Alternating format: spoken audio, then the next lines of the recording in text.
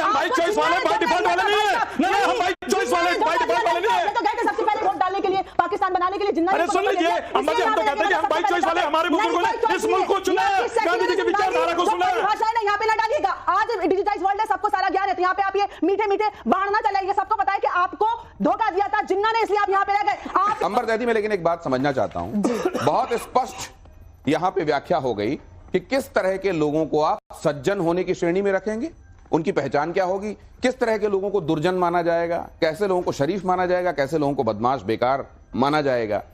कोई भी आदमी अलप लोभ भल कहाई न को जो चौपाई है कि आप में लाख अच्छाइयां हों लेकिन आप में चंद बुराइयां हैं तो आपकी वो बुराइयां आप पे हावी हो जाएंगी। तो ऐसे लोगों ने जब अपने जीवन में जिसका तनिक ख्याल नहीं रखा, वो लोग हीरो कैसे हो सकते हैं?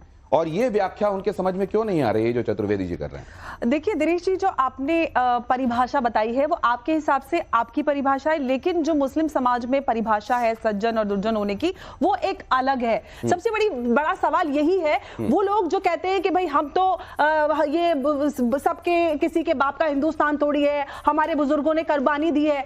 आप अगर सही को सही है, मानते भाई साहब नहीं, सुन लीजिए अंबर जी, क्या आप नहीं मानते कि हमारे बुजुर्गों ने इस मुल्क को आजाद कराने के लिए कितनी कुर्बानियां दी हैं? क्या आप नहीं मानते? इनको रोक लीजिए, मैं इस तरह से बहस नहीं करती हूँ। मैं तथ्यों पर बात कर रहा हूँ।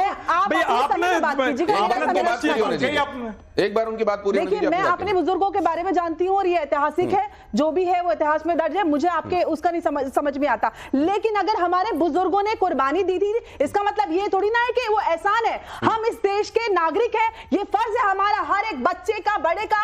अगर जब हमारे देश को जरूरत पड़ेगी तो हम अपने प्राणों की आहुति देंगे। ये कोई एहसान नहीं है कि आप अगर यहाँ पे आप खूंटा गाड़ के बैठेंगे, कहेंगे हम बाई चॉइस वाले हैं। दिनेश जी, हम बाई चॉइस वाले, बाई डिफॉल्ट वाले नहीं है। नहीं, हम बाई चॉइस वाले, बाई डिफॉल्ट वाले नहीं है। तो गए थे सबसे पहले वोट डालने के लिए, पाकिस्तान बनाने के लिए। जिन्ना अरे सुन लीजिए अम्मा जी, हम तो कहते हैं कि हम बाई चॉइस वाले, हमारे बुजुर्गों ने इस मुल्क को चुना है, गांधी जी की विचारधारा को सुना है। भाषा है ना, यहाँ पे ना डालिएगा। आज डिजिटाइज वर्ल्ड है, सबको सारा ज्ञान है, तो यहाँ पे आप ये मीठे मीठे बाण ना चलाइए। सबको पता है कि आपको धोखा दिया था जिन्ना ने, इसलिए आप यहाँ पे रह गए। आपके किसी बुजुर्ग ने कोई चॉइस नहीं की थी। सुन लीजिए, जिन्ना को मेरे बुजुर्गों ने लात मार के भगा दिया था। ये मुल्क मेरे बुजुर्गों ने बाई चॉइस लिया है। By choice, by choice. सुन लीजिए एक बात, बाई चॉइस। अब ये बाई चॉइस कितना है, बाई चांस कितना है ऑडियंस को? शर्मा हुजूरी के लिए यही कहना पड़ेगा, वरना ये थोड़ी ना कहेंगे कि जिन्ना जिसको इन्होंने वोट किया था पाकिस्तान बनाने के लिए, सबसे पहले विक्रमादित्य जी आपके पास आ रहा हूं, लेकिन एक बात मैं ये समझना चाहता हूं सर आपसे। ये तो देख रहे हैं आप, सनातन और इस्लाम, ये दो अलग अलग धाराएं हैं जो कभी नहीं मिलेंगी, या सनातन भी वही बात कहता है जो इस्लाम कहता है? सनातन ही सबसे पहले जो सीधे आसमान से पृथ्वी पर आया, आदिकाल से जो है, और जो अनादिकाल तक रहेगा, उसका नाम है सनातन संस्कृत में। और उसी में ऐड कीजिए इसको, जो सनातन धर्म में आसमान से आया उसी को अरबी में इस्लाम कहते हैं। सलामती के साथ, प्यार और मोहब्बत के साथ, उसी का नाम अरबी में इस्लाम है। संस्कृत में सनातन है, जो सदियों से चला आ रहा है, आदिकाल से और अनादिकाल तक रहेगा इस्लाम। तो आप ये कह रहे हैं कि सनातन पहले आया फिर इस्लाम आया, या एक साथ दोनों आए? एक ही है, दोनों एक ही है, दोनों एक ही है विक्रमादित्य जी। देखिए, मैं अभी हमारे चतुर्वेदी साहब ने बहुत जबरदस्त इंटरप्रिटेशन दिया, मैं उसका बहुत बहुत धन्यवाद देता हूं कि आज ऐसे ही विज्ञान की आवश्यकता है। इस्लाम का मैं भी कदरदान हूं, लेकिन मैंने इस्लाम की एक डेफिनेशन कहीं पढ़ी, मुझे बड़ी अच्छी लगी। लाम जैसे केसू है मेरे शाम के। लाम, जब लाम लिखा जाता है तो लाम जैसे केसू है मतलब मेरे शाम के। ना अहल हैं वो लोग जो ना कायल हो इस्लाम के।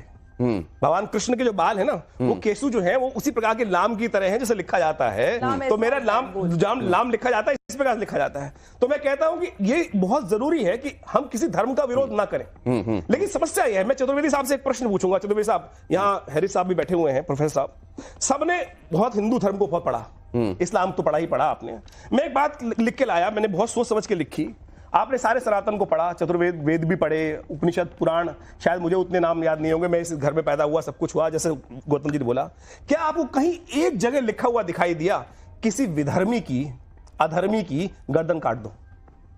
सनातन के अंदर अधर्मी की गर्दन काटने को नहीं कहा गया, विधर्मी की गर्दन काटने को लिखा गया, विधर्मी की भी नहीं कहा गया। तो मुझे बताइए, तो इस्लाम के अंदर जो ये आयतें लिखी हैं, सूरा नंबर 998 जी, सूरा आयत नंबर 385, सूरा आयत नंबर 812, सूरा आयत नंबर 3, जिसके अंदर कहा गया कि गैर इस्लामी, गैर मुसलमान को दोस्त मत बनाओ, अल्लाह गैर मुसलमानों का शत्रु है। ये इंटरप्रिटेशन कहां से आई? आज आवश्यकता है कि आप इन लोगों को सिखाइए, नाजिम साहब को सिखाइए कि ये जो आज तथाकथित तौर पर, मैं कहता हूं इस्लाम ऐसा नहीं है, मतलब कुछ और रहा होगा, कि जो आज इंटरप्रिटेशन मिल रही है वो बड़ी खतरनाक है, भयावह है। मैं चाहूंगा कि आप बताइए कि सनातन में कहीं लिखा गर्दन काट दो? कभी कहीं नहीं लिखा है। मैं आपको एक एग्जाम्पल दे रहा हूं। मेरा एक प्रोग्राम हुआ 2012 में, कहने लगी आप ये बताइए कि इस्लाम में गैर मुसलमान को, जो जिनको काफिर कहते हैं, उनको कहा गया कि इन्हें कत्ल कर दो। मैंने कहा कहीं नहीं कहा गया है। कहने की बहुत जगह कुरान में, हमने कहा कहीं नहीं दिखाई है हमें। वाजिबुल तो कत्ल ये कहा जाता है जी, वाजिबुल कत्ल जी। तो मैंने कहा पहले तो आप ये बताइए काफिर कहते किसको हैं? मैं आपकी इंटरप्रिटेशन समझ गया, इनसे पूछ लो किसको कहते हैं काफिर। समस्या आपकी बहुत बढ़िया है, लेकिन जो इंटरप्रिटेशन इनके दिमाग में घुसी हुई है, हमारे हाजी साहब की, उनकी भी बहुत जरूरी है। ये क्यों लड़ रहे हैं? ये दोनों लोग पुराने बैरी हैं। ये लोग तो कह रहे हो, आप दर्द बोलोगे नहीं, आप इनको बनता है, इनको समझाने की आवश्यकता है। जी सुने तो, ये क्यों लड़ रहे हैं? ये पुराने बैरी हैं या यहाँ बुलाए गए हैं इसी काम के लिए कि कुछ लड़ना है और दिखाना है अपनी जवानी? ये हम इसके बारे में कुछ नहीं कहेंगे। ये नजरिया कहां से आया? इंटरप्रिटेशन क्यों होता है ये वाला जो विक्रमादित्य कह रहे हैं? अब ये तो हम बाद में इस पे थोड़ा सा सोचेंगे, तो उसके बाद कुछ कहेंगे, मगर अपनी बात हम पूरी कर ले। तो मैंने वहाँ ईश्वर जी से ये कहा कि सर, मामला ये नहीं है कि किसी काफिर को या जो नास्तिक हो, अपने पैदा करने वाले को न माने उसकी गर्दन काट लो, ये नहीं है। मामला ये है कि एक जगह आग लगी है और कई हजार गांव जल जाएंगे, न जाने कितनी खेतियां नष्ट हो जाएंगी। आग लगी है, दमकल चला यहाँ से। अब कोई बेवकूफ़ आदमी दमकल के सामने हाथ यूं करके खड़ा हो जाए कि हम तो जाने नहीं देंगे, और दमकल अपना घंटा बजाते हुए जा रहा है उसमें। अब वो ड्राइवर को ये ऑर्डर है कि एक आदमी को बचाने के लिए इतना बड़ा नुकसान आप न रोकिए, आप इसको कुचलते हुए चले जाइए।